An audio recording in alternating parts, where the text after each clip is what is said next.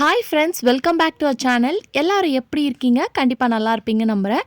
இன்றைக்கி நம்ம சேனலில் டே டு டே லைஃப்பில் நம்ம எல்லாருக்குமே ரொம்ப யூஸ்ஃபுல்லாக இருக்கக்கூடிய கிச்சன் டிப்ஸ் அண்ட் ட்ரிக்ஸ் தான் ஷேர் பண்ணியிருக்கேன். இவ ஸ்கிப்பாக நம்ம ஃபுல்லாக பாருங்கள். அதுக்கு முன்னாடி நீங்கள் இப்போ தான் நம்ம சேனலை ஃபஸ்ட் டைம் பார்க்குறதா இருந்தால் இப்போவே சப்ஸ்கிரைப் பண்ணிக்கோங்க. கூட இருக்க பெல் சிம்லி கிளிக் பண்ணிக்கோங்க. இப்போ வாங்க வீடியோக்குள்ளே போகலாம்.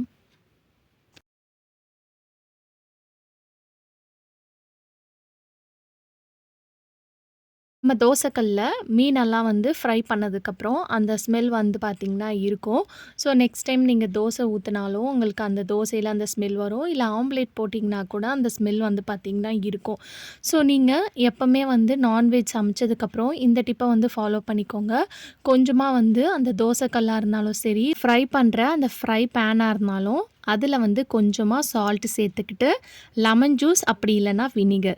இந்த வினிகர் வந்து நிறைய க்ளீனிங் பர்பஸ்க்கு உங்களுக்கு ரொம்ப ஹெல்ப்ஃபுல்லாக இருக்குங்க. மாதிரி ஒரு பாட்டில் வாங்கி வச்சுக்கிட்டிங்கன்னா நீங்கள் க்ளீனிங் பர்பஸ்க்கு யூஸ் பண்ணிக்கலாம். இப்போ இது ரெண்டுத்தையும் நல்லா வந்து தோசைக்கல்ல ஸ்க்ரப் பண்ணி விடுங்க.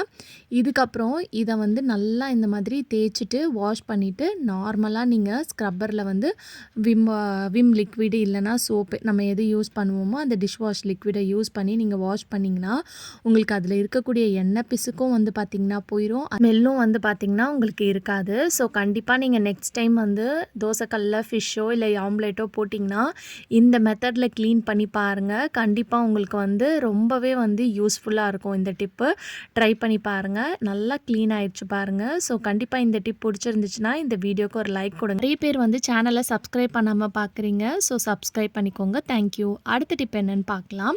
நம்ம குக்கரில் வந்து இந்த மாதிரி நம்ம லைட்டாக வந்து டெய்லி வந்து சோப் போட்டு வாஷ் பண்ணுவோம். ஆனால் நீங்கள் வீக்லி ஒன்ஸ் அது இந்த டிப்பை வந்து ஃபாலோ பண்ணிக்கோங்க. நம்ம குக்கர் ஓரங்கள்லாம் வந்து பார்த்திங்கன்னா இந்த மாதிரி ப்ரௌனாக இருக்கும். அதெல்லாம் வந்து பார்த்திங்கன்னா அழுக்கு கரை தான். ஸோ அதை வந்து நம்ம அப்படியே விட்டோம்னா நம்ம சமைக்க நம்ம வயிற்றுக்குள்ளே தான் போகும். ஸோ அதை வந்து இந்த டிப் யூஸ் பண்ணி நீங்கள் ஈஸியாக க்ளீன் பண்ணிடலாம். அதுக்கு கொஞ்சமாக உப்புங்க, அதுக்கப்புறமா வந்து நம்ம பேக்கிங் சோடா சமையலுக்கெலாம் யூஸ் பண்ணுவோம் இல்லையா, அந்த சோடா வந்து சேர்த்துக்கோங்க.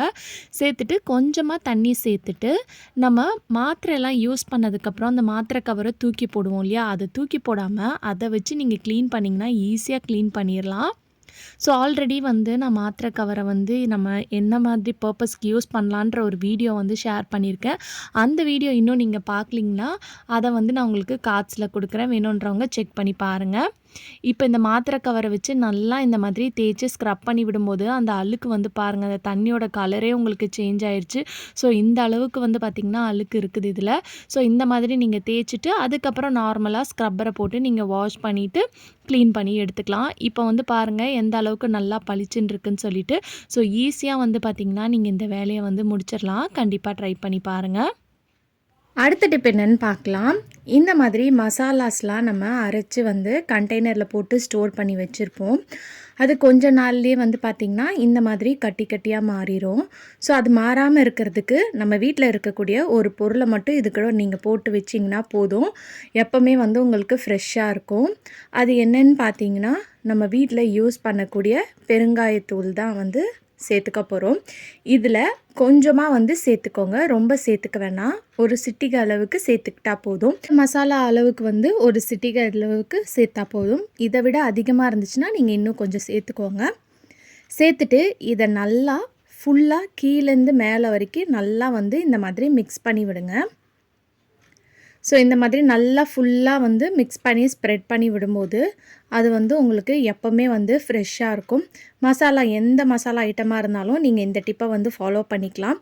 அது வந்து கட்டி பிடிக்காமல் ரொம்ப நாள் வரைக்கும் இருக்கும். ட்ரை பண்ணி பாருங்கள். தேங்காய் வந்து நம்ம பாதி யூஸ் பண்ணிவிட்டு அப்படியே நம்ம ஃப்ரிட்ஜில் வச்சா கூட அது மேலே வந்து ஸ்கின் வந்து பார்த்திங்கன்னா ஒரு மாதிரி அந்த ஸ்கின்னே ஒரு மாதிரி மஞ்சள் கலரில் ஃபார்ம் ஆன மாதிரி இருக்கும். தேங்காயும் வந்து பார்த்திங்கன்னா வீணாக போயிடும். ஸோ அதுக்கு இந்த டிப்பை வந்து ஃபாலோ பண்ணிக்கோங்க. இதை நீங்கள் ஃப்ரிட்ஜ்லேயும் வச்சுக்கலாம், வெளியும் வச்சு நீங்கள் இந்த மெத்தடில் வந்து யூஸ் பண்ணிக்கலாம். ஒரு பாத்திரத்தில் தேங்காவை வந்து வச்சுக்கோங்க. இதை வந்து நீங்கள் கட் பண்ணி கூட போட்டு நீங்கள் இதே மெத்தடில் ஃபாலோ பண்ணிக்கலாம். நான் அப்படியே வந்து கொட்டாங்குச்சியோடு வச்சுக்கிறேன். நீங்கள் வந்து வேணும்னா இல்லைன்னா அது எல்லாத்தையும் கட் பண்ணிவிட்டு கூட நீங்கள் இந்த மெத்தட் ஃபாலோ பண்ணிக்கோங்க. இந்த மாதிரி தேங்காயில் மேலே வரைக்கும் தண்ணி முழுகிற அளவுக்கு தண்ணியை வந்து ஊற்றிக்கோங்க. ஊற்றிட்டு கொஞ்சமாக வந்து கல்லுப்பு சேர்த்துக்கோங்க. இந்த கல்லுப்பு சேர்றனால இந்த கல்லுப்பு ஊற ஊற அந்த தேங்காயோட மேலே இருக்கக்கூடிய அந்த ஸ்கின் லேயரில் வந்து நம்மளுக்கு ஃபங்கஸ்லாம் ஃபார்ம் ஆகாமல் ஃப்ரெஷ்ஷாக இருக்கிறதுக்கு நம்மளுக்கு ரொம்பவே ஹெல்ப்ஃபுல்லாக இருக்கும். ட்ரை பண்ணி பாருங்கள். அடுத்த டிப்க்கு இந்த மாதிரி ஒரு பிளாஸ்டிக் கண்டெய்னர் இருந்துச்சுன்னா எடுத்துக்கோங்க. ஒரு டபுள் டேப் எடுத்துக்கோங்க.